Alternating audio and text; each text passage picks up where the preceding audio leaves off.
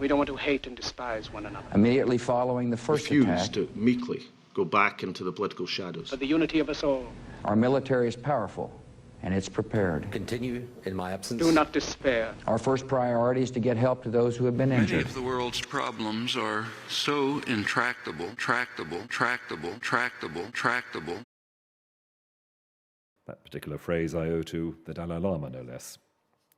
You ask, is there another way of talking about this? And it is simply called reconciliation. This is a decision for all time. Reconciliation is the peaceful end to conflict. Seeing what has come to be as having come to be. Such insight liberates because it allows us to recognize that the apparent world, including the apparent self, has no element of permanence or solidity in it. We do not have to live in an idealized world to still reach for those ideals that will make it a better place. No power on earth can govern a human being.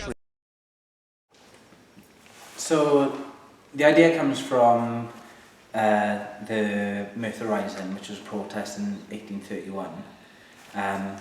And basically, it's conditions similar today, I suppose, where there was a big kind of divide in wealth between like the rich and poor. Merthyr was one of the biggest towns in Europe, I think, at the time. So lots of people living in slum areas. And then there's this whole story about how people were trying to take away possessions. So this kind of revolutionary protest started against the ironmasters. And what they actually did was slaughter the cow and dipped white rags in the blood and then march under that as a flag. So I thought it was quite interesting how what was just a simple act of kind of violence, if you just take it as that, as opposed to like a massive, like colourful symbolic gesture, turns into this kind of global icon for working class movements and socialism. So I was quite interested in the kind of ideas from then and how they match up with ideas that people are talking about now as well, with the kind of divide in wealth as well. So obviously, like you say, the use of the colour red, is that deliberately used, kind of referencing what happened recently with the election, or? No, not particularly. It just happens that, you know, that's, I suppose I just happened to think that it's one of those colours, isn't it, I suppose. I've always been interested in colour, so, you know, red kind of symbolises certain things like passion and anger. I think I first got interested in it when I started thinking about the wavelengths and how you can spot a cut red before you spot any other colour. So you can have like a small amount of red in a green field and you'll instantly be attracted to that colour. So I thought it would be quite a nice way to play with colour in a kind of stark white gallery context, is to have these kind of symbols that just kind of are very punchy off the wall. So I was thinking about ideas like that anyway, and then when I came across the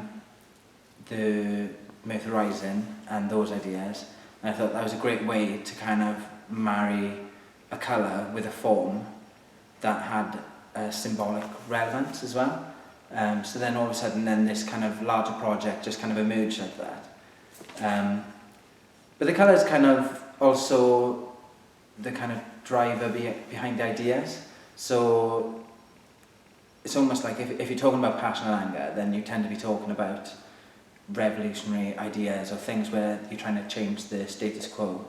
So I thought that this is the opportunity as well to bring a lot of text into the work and to be concise about ideas that are very undefined, if you get what I mean. So like you can say like a very short statement, which in itself seems quite provocative, but the more you kind of dissect the idea, then the less you're aware of what side of the fence you sit on, and the more you kind of start to realise how hypocritical your ideology might be if the main thing that exists in there is a symbolic item.